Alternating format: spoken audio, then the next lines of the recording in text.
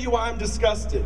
So tonight, it looks like sex will be our topic of discussion. Now see, sex isn't evil, for marriage is why God made it. But I know you're like, come on, Jeff, that's too outdated. This is 2012, bro. We do it for recreation. And hey, if you're in college, you do it while you're wasted. But see, I want to question that logic. I want to pop off the seal. I want to question something that we think is already a done deal. So take a rape victim, for example, and once it's revealed, when her bruises go away, is she totally healed? Now the damage is lasting. You can see it in her eyes. But if it was just abused recreation, why did it ruin her life?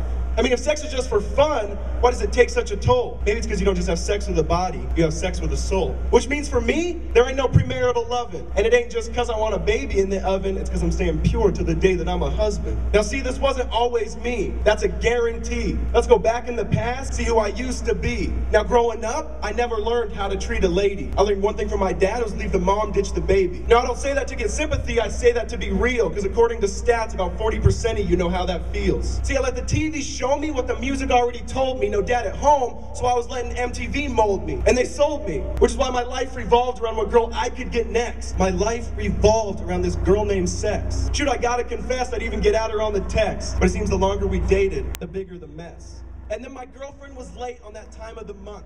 If you know what I mean, you understand when I say my heart sunk.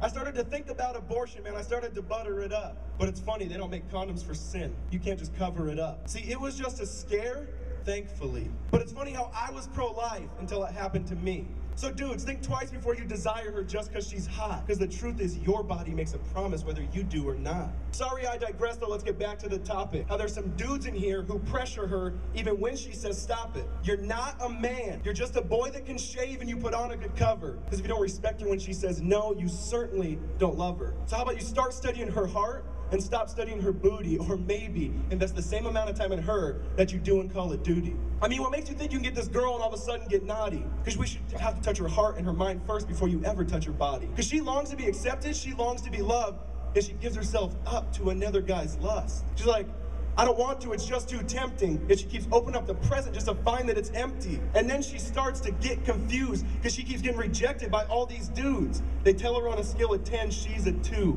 But that ain't true if she only knew. Jesus, he loves and accepts us. Even when you don't want him, he'll never reject us. He heals us from that sin that totally infects us, and he does what condoms can't. He emotionally protects us. Already, some of you like, this dude's whack, and you're gonna want to indict me, but we gotta think rightly, so I'll ask politely. Can you really say this isn't even true, just slightly?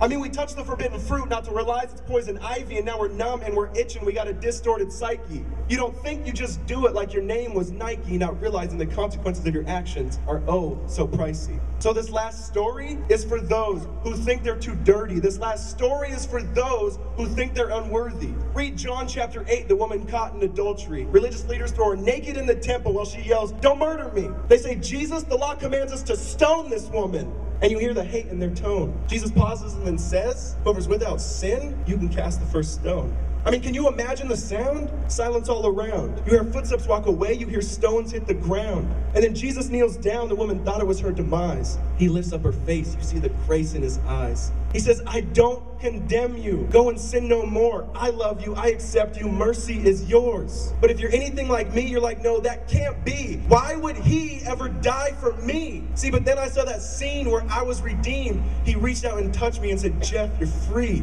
Instantly, I was wearing the brightest robe I'd ever seen. I was perfectly spotless. I was perfectly clean. So bright, in fact, man, I thought I'd go blind. I said, whose is this? He said, actually, it's mine. So think twice before you eat what society feeds us, and come follow the King. His name is Jesus.